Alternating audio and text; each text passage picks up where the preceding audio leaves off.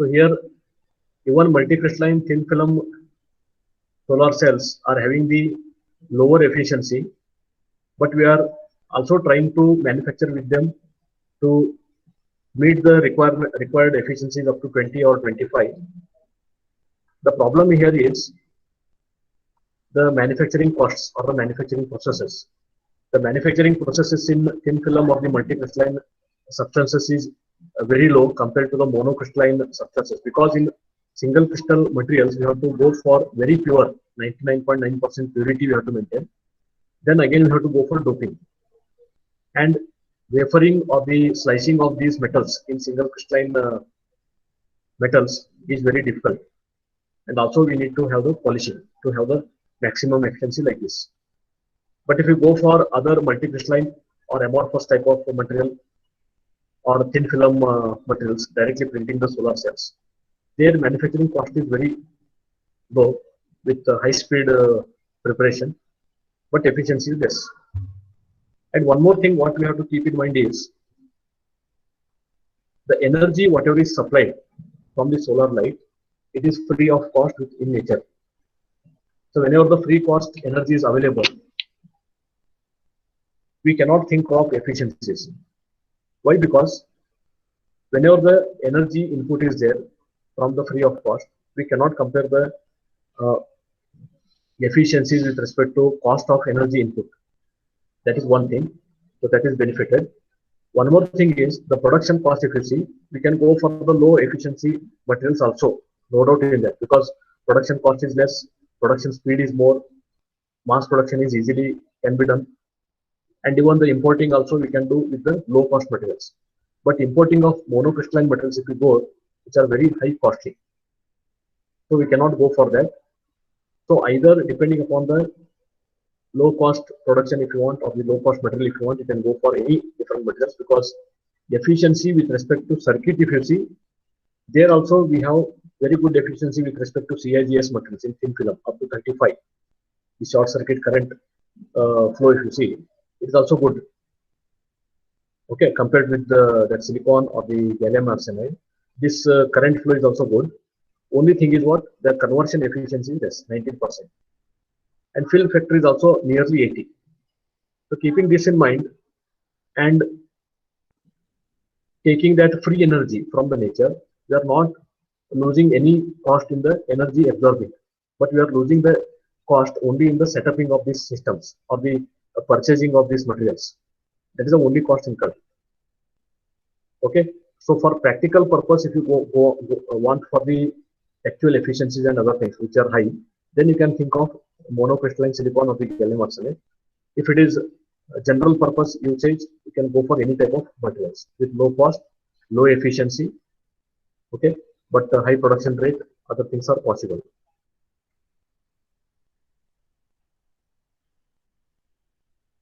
Then comparing this table, here they have shown efficiency values reported for PV modules. So if they are connected in modules, how the efficiency will vary. So as I told yesterday, the current voltage you can vary with respect to series and parallel connections, but efficiency point, if you see, the efficiency will go on reducing when you start connecting the PV cells to the PV modules, then to the PV arrays. Okay. So finally, what we are going to intend, why we have to go for modules and arrays? Why? Because here to increase the voltage, you can see the voltage variation than the current. So these high voltage applications are required for the different machines or the heating applications. So in the home, you might have seen, if anyone is using the inverters, whenever the outside current is not available or the grid connection current is not available, in the home, we are just using the solar energy or the battery energy, okay, which is stored in the batteries, only for the lighting purpose or the low voltage applications or the low power applications. So in such situations, if you want for the high power applications, then the voltage difference should be very high. Okay, so from the solar modules or the array system directly connected to the home applications, then you can generate high voltage connections also with low efficiency. Because efficiency, why we are not bothered is the energy what is conversion availability is there, that energy itself is a zero cost energy. So we are not bothered much about efficiencies. Efficiency is bothered much whenever the production cost is high, or the purchase cost, or the transportation, or the importing costs are more, then you can think about the efficiencies. That is one thing. But locally, if the low cost PV cell is available with you, or the PV module is available with you, then we can just think about the voltage and current what is required for our applications. So whenever the high voltage applications are required, you can go for the series connection module system or array system. Then you can go on increasing the voltage. If it is having the parallel connection and the solar cells, see the top title, solar cells. If only solar cells are there, the current may be high, but the voltage difference may be less. So it cannot run the high power devices. So that is one of the disadvantages if you go for parallel connection and the solar cells. If it is individually used, then you cannot get the maximum voltages. So for that purpose, I have taken these tables. In the last table, if you see, here cell and module efficiencies. Both cell and module efficiencies they have given by using concentration of the beam radiations. If you go for the concentrating the radiations by using mirrors or some concentrating collectors which are focusing the solar light on the PV cells. So other than the heating, we can increase the amount of radiation which is falling on the surface of the PV cell. Because earlier case we took only for the 1000 watt per meter square, assuming the sun which is giving the energy on the given area for per meter square, it is around 1000 watt on the earth. But here if you see, they have given the intensity in number of suns. What they have given? The intensity of 1000. So one sun will give 1000. If it is 216 times, we can assume how much is the wattage received on the surface by focusing the solar light. So you can increase by concentrating all the solar lights. So for a given focusing or the concentrating of the solar light, what is the efficiency? So if you go for concentrating type of PV cells, the efficiency again it can be increased. So you can observe here for single junction or a single pair of PN junction, one can go up to 27.8 for gallium arsenide, and for silicon also it can go up to 27%. And later, also to increase the voltage difference and the efficiency, nowadays also we came up with the multi-junction cells, where you can go for NPN junctions with multiple sandwiches. Okay, multiple P and N junction you can connect, and you can get the more current and more voltages with more efficiency also. So that is up to 40%. You can go for the multi-junction. But beyond some limits, this multi-junction circuits also may not give the more efficiency. So this is about the concentrating of the PV cells, the advantage of the concentrating of the PV cells.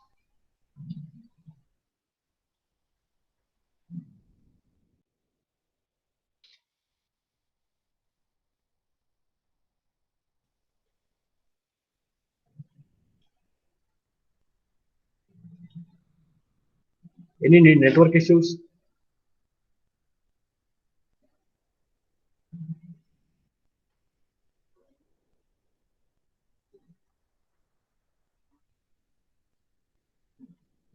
Both audio and video are clear? Yes, sir. Yes, sir.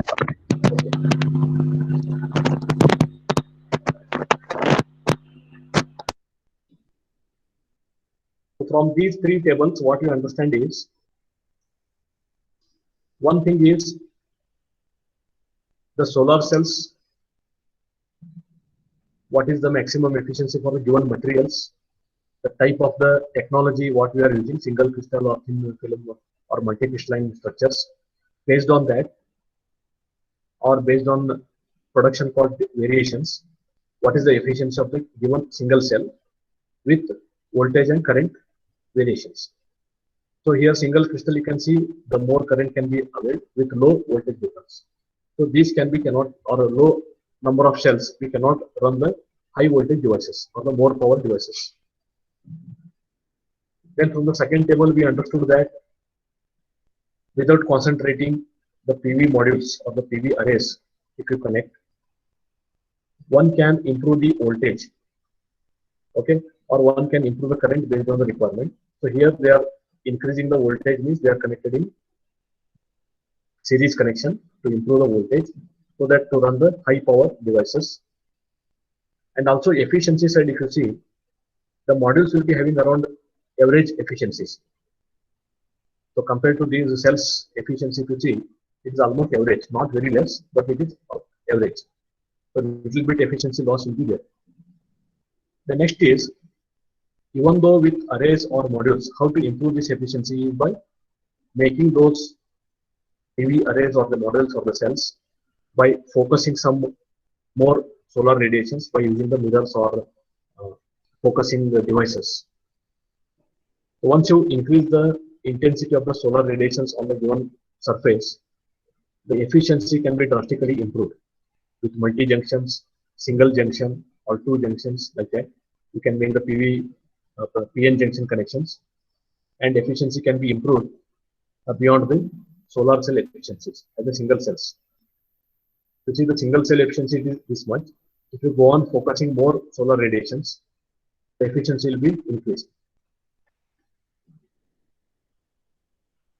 Okay, now we'll take the other concept, that is Fermi level or Fermi energy.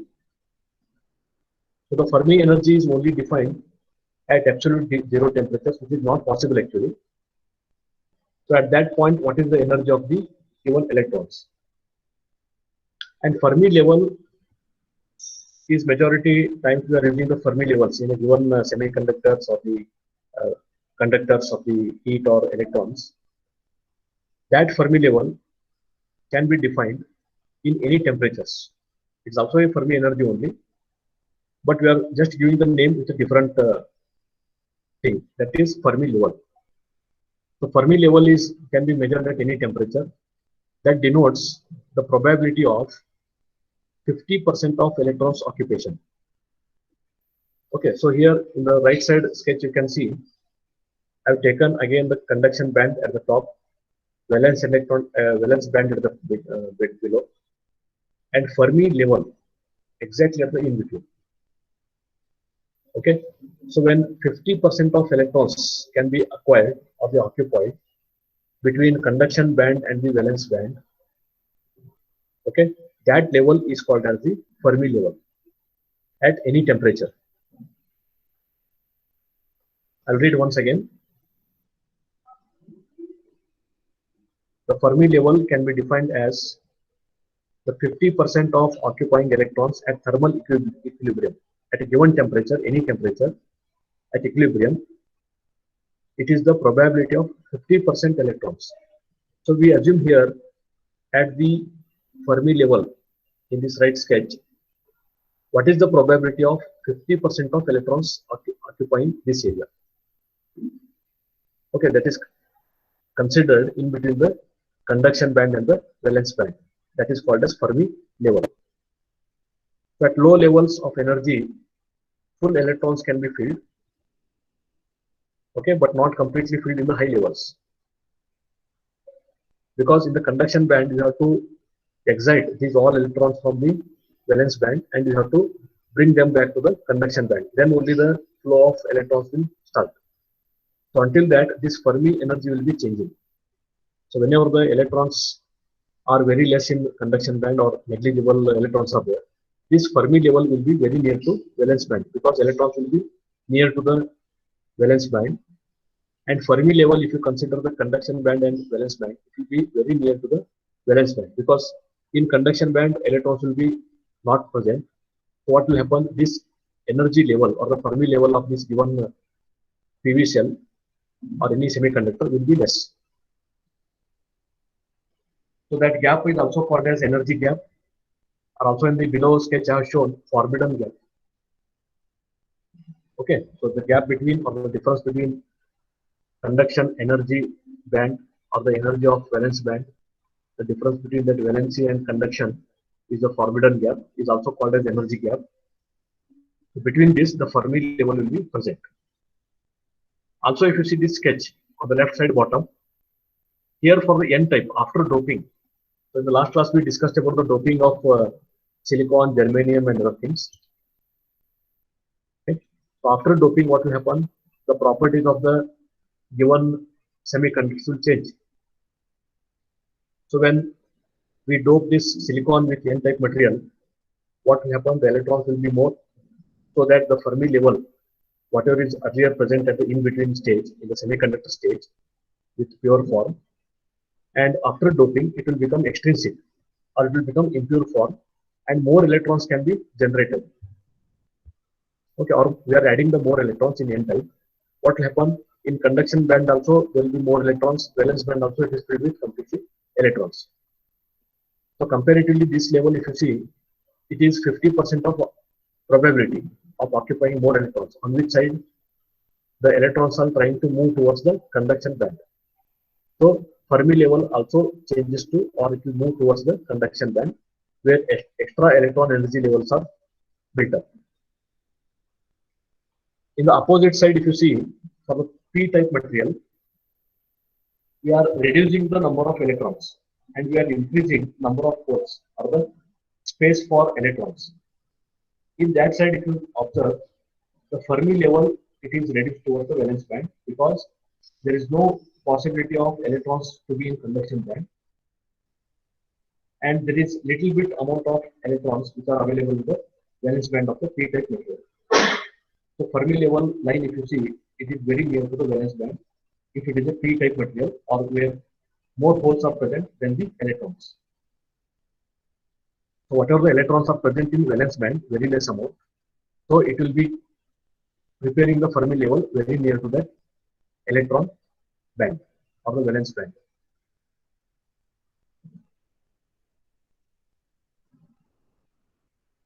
So here what we have to keep in mind is, one is the intrinsic type of material or the extrinsic type of materials. Without doping of any semiconductor, we are calling it as intrinsic type of semiconductor, where number of electrons and number of holes are equal. So in such case, we are showing this Fermi level exactly in between. Both are equal. Electrons are equal, holes are equal. So in such cases, Fermi level will be exactly 50% between conduction and valence band. But when you go for doping, you are improving the material properties by increasing the number of electrons in N-type, number of holes in P-type. In that condition, number of electrons will not be equal to number of holes. So in that cases, the Fermi level will be towards whatever the number of electrons, very less available in the valence band itself, it will be changing with respect to number of electrons present in the conduction band and valence band.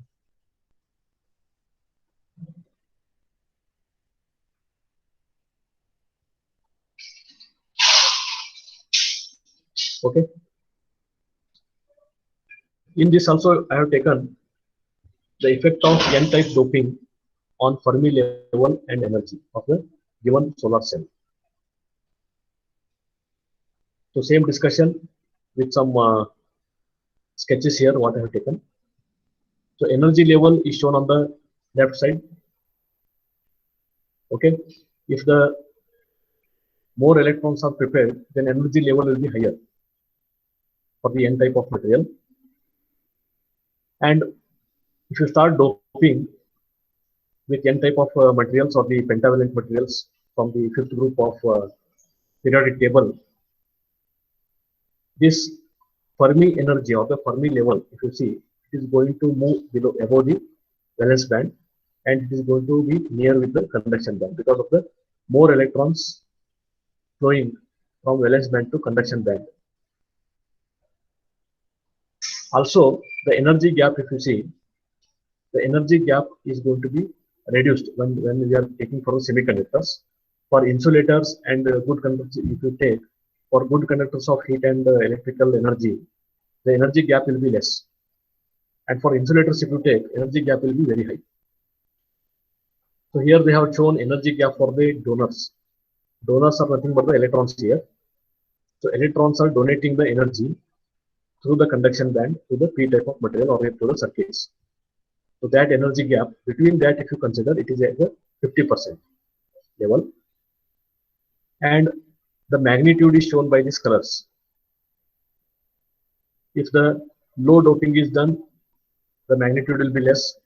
If the medium to high doping is done, the magnitude of these donors or the number of electrons will be very high. So in such conditions, the Fermi level or the Fermi energy is very near to the conduction band itself.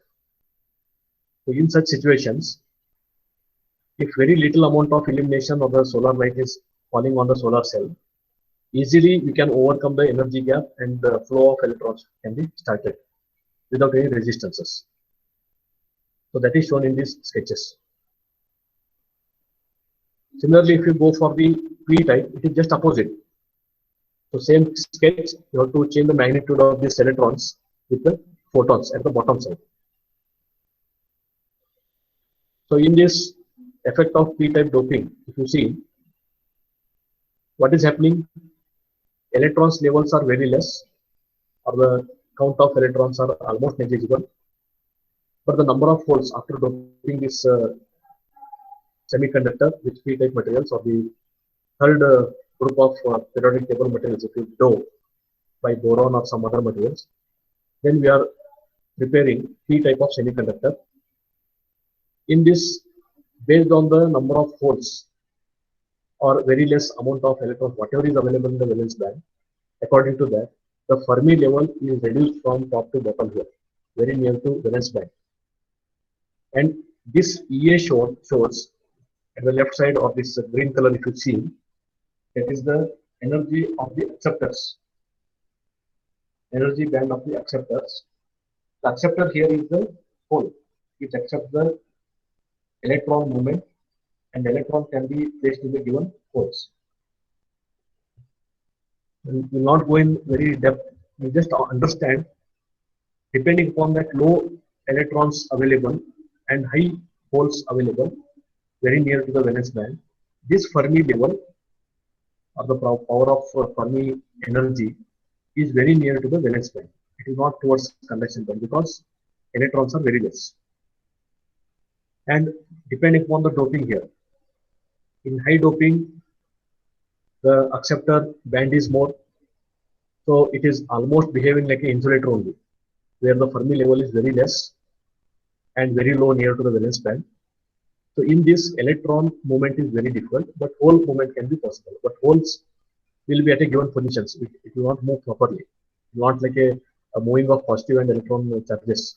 It is a gap in the given material so that it can absorb the electron and it can give a space for electron. Is that clear? So when you start contacting between P-type and N-type material, then only flow of electrons can be possible. So keeping that in mind, for P-type material, the Fermi level is almost very lower sides.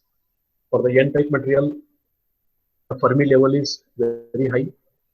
Okay, when you combine these two materials, I can generate the maximum electron flow because of this Fermi energy, which is more in N-type. It will move from high energy to the low energy junctions. This is just to understand how the Fermi level is going to change with respect to number of electrons present in the type of material, and it also explains us the effect of doping. So doping is very important here. Depending upon the number of electrons or the flow of electrons required, and to increase or decrease the Fermi energy levels, we can go for the maximum doping so that maximum energy can flow to the circuits.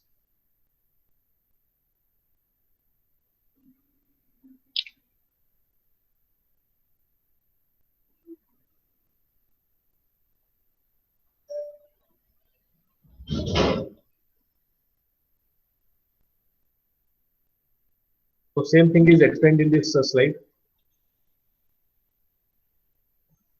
At low impurity concentration, it is nothing but the low doping.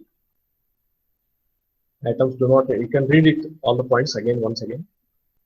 Low impurity concentration, the impurity atoms do not interact with each other.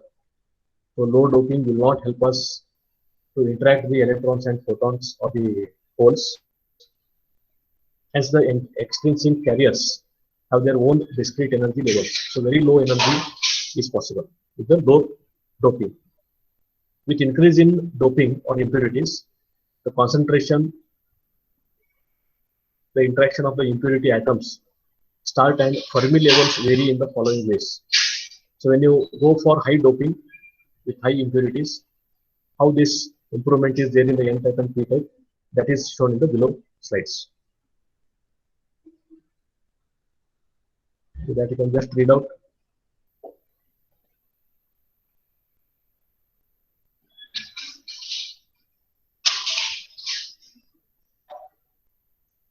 So first line is for the n-type semiconductor. Below it is actually p-type. So it is wrongly written as n-type. It is p-type.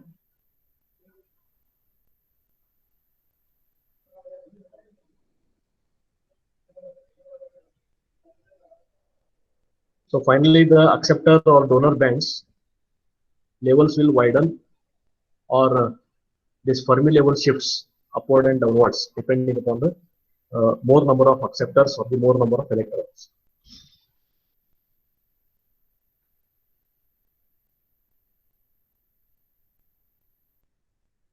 Now we'll take of this class. We'll discuss lastly the three types of PV systems which are generally used in the applications. So first one is the grid connected. We'll discuss. Then second is the standalone system, and third one is the hybrid system. This one. So coming to the grid connected system, here one side the solar array is connected, where we want to generate the power, which can be connected in the roof of systems where maximum solar illumination is possible. Or also we can go for the solar tracking systems. And from this array, we are going to generate the DC current. So to convert that DC to AC current, we need this inverters.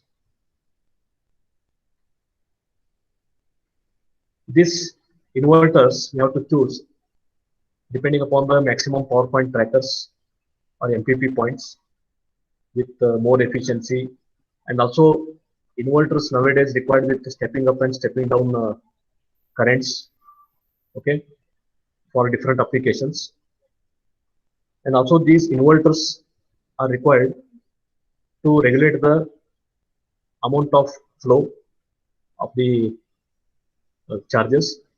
So sometimes it is also called with the charge controller inverter, or charge controller can be connected separately for overcharging controls, then low and high charge flows, or over discharging of the charges from the array to the applications. So for that we need this charge controllers and also the grid controllers or the grid inverters. And also this inverter should operate properly with the variation in temperatures or different moisture conditions, cold conditions or hot conditions. And it should also have proper harmonics or the sinusoidal curves what should be generated for the AC applications. So to convert that DC to AC, we can use the inverter. And with the distribution panel, see here, this is very important. Distribution panel is required for grid connected system, where whenever it is required, we can run the loads which is required locally for the given home. So that is shown with the AC load here that you can run. And whenever the loads are not required or any load is not required for the given applications, then we can supply it to the grids, to the government. So here we can make some agreements such that so whatever the power given to the grid, or whenever the power is not available from the solar cells, then also we can take the energy from the grids and we can run the required loads in the applications like industries, homes, or any applications. So this type of connection where we are using the grid power as well as solar arrays without any storage. Okay, without any storage of this power what is generated from the PV array, then such type of systems are called as grid connected systems. I'll repeat once again. The loads required for a given application can be used by the PV arrays or the PV cells, also by grid connections, and any extra loads are available from the PV array more than the required power, then that energy can be supplied to the grid. Okay, so how much energy is utilized from the grid and how much energy is utilized from the solar arrays, or how much energy is supplied to the grid. So on that we can have the net metering systems. So that net metering system will allow us to find out how much energy actually we have utilized from the grid, because we need not to pay for the PV arrays. So once it is set up, later it will come to the zero cost only, because it is directly converting zero energy solar system to the required applications. So only we have to pay for whatever the energy utilized from the grid. That is the advantage of this grid connection system.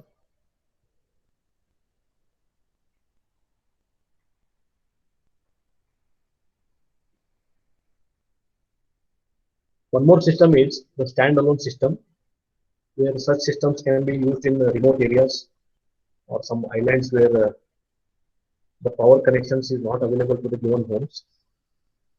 In such situations, we can go for the standalone PV systems.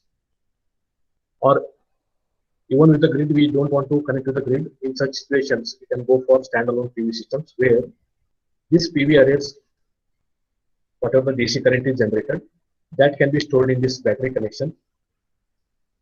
Okay, and whenever it is required, we can run the applications in the AC loads, in terms of AC loads. So here also we need inverter as well as charge controllers, where this charge will control the amount of flow required for the AC applications, so that will be controlled.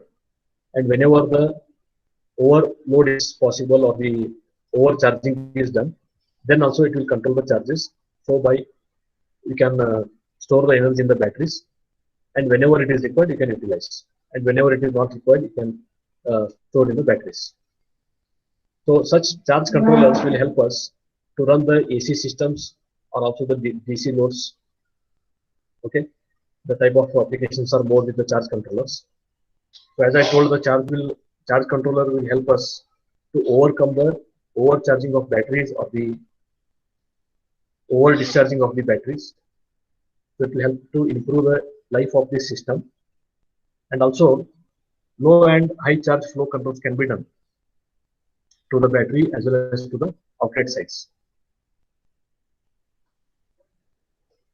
So here in this standalone system, we are not going to connect with the external grid or the government connections for the power applications. So directly whatever is power generated in the remote place or the local place, that energy only we are storing or we are utilizing directly. So to combine these two systems, we have hybrid PV systems. So nowadays, this is the latest type of PV system, where this PV system is connected to the grid as well as local loads, AC load or DC loads, and also in the absence of any loads, we can store the energy in the battery also. So here we can understand the standalone systems, the grid connected systems, both. So just recall the standalone system and grid connected system. Once you combine both, so this will help us to improve our utilization of the solar energy by using charge controllers, battery connection, then inverters, okay, distribution panels for grid connection as well as AC loads locally, and from the battery also directly can run the DC loads also or DC applications also. So like this is the advantage of the hybrid PV system.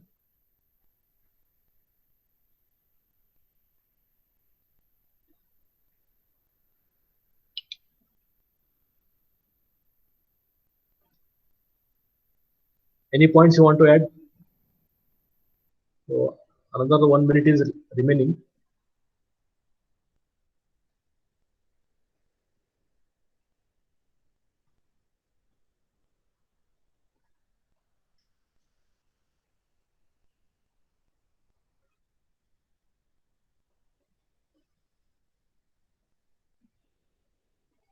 In the next class, we'll take different types of PV technologies and cells, and we'll discuss the efficiencies of different generations of PV cells and its different losses of PV cells. Okay, and lastly, we'll see the tracking system with applications. Tracking system with two axes, is shown here. The tracking system, how we are going to improve the efficiency by keeping these losses in mind. So that we'll discuss in the next class. We'll stop here.